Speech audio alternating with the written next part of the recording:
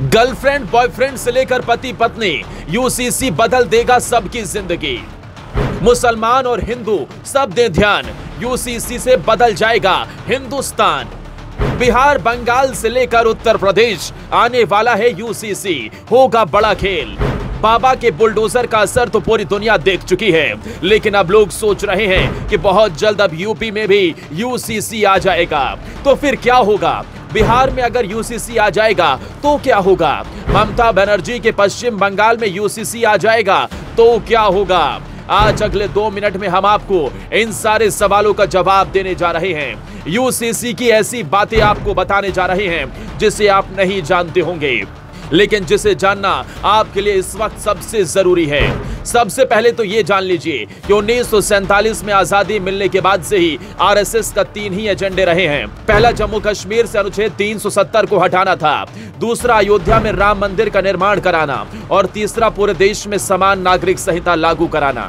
RSS का पहला 2 ख्वाब नरेंद्र मोदी और उनकी सरकार पूरा कर चुकी है। अब बारी है यूनिफॉर्म सिविल कोड की।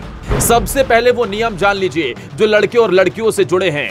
यूनिफॉर्म सिविल कोड लागू हुआ तो अगर किसी को लिव इन रिलेशनशिप में रहना है, उसके लिए रजिस्ट्रेशन कराना जरूरी हो जाएगा। युवा लड़के और लड़कियां जान ले कि यूसीसी लागू होने के बाद रिलेशनशिप में रहने वालों को अपने माता पिता को भी ये बताना होगा कि वो लिव इन में रह रहे हैं। यानी जो लोग बिना घर वालों को बताए लिव इन में रहते हैं, उनके लिए यूसीसी नाक में दम करने वाला कानून साबित होगा। अब इस बिल की दूसरी बड़ी बात जान लीजिए। यूसीसी के बिल में बहु विवाह को सभी धर्मों के लिए प्रतिबंधित कर दिया गया है। यानी बिना तलाक दिए या बिना बीवी के मरे कोई भी दूसरी शादी नहीं कर सकता। इस बिल में यह भी लिखा है कि तलाक के बाद भी अगर कोई चाहे तो बिना किसी शर्त के फिर से उसी से शादी कर सकता है। इसका मतलब है कि यूसीसी में ना तो हलाला के लिए कोई जगह है और ना ही इद्दत के लिए। इसी वजह से मुस्लिम वर्ग इस बिल का विरोध भी कर रहा है। इस बिल के चैप्टर 1 में दिए गए चौथे बिंदु में तो सबसे बड़ा पॉइंट छिपा है। इसमें लिखा है कि किसी समुदाय में करीबी रिश्तेदारों में विवाह नहीं किया जा सकता। यानी चाचा, मामा और बुआ की बेटी से या बेटे से निकाह या शादी में दिक्कत आ सकती है। इसमें कोई शक नहीं कि तमिलनाडु, कर्नाटक, आंध्र प्रदेश, तेलंगाना, यहाँ तक कि महाराष्ट्र के कुछ इलाकों के कुछ हिंदुओं में भी कजिन मैरिज खूब प्रचलन में है।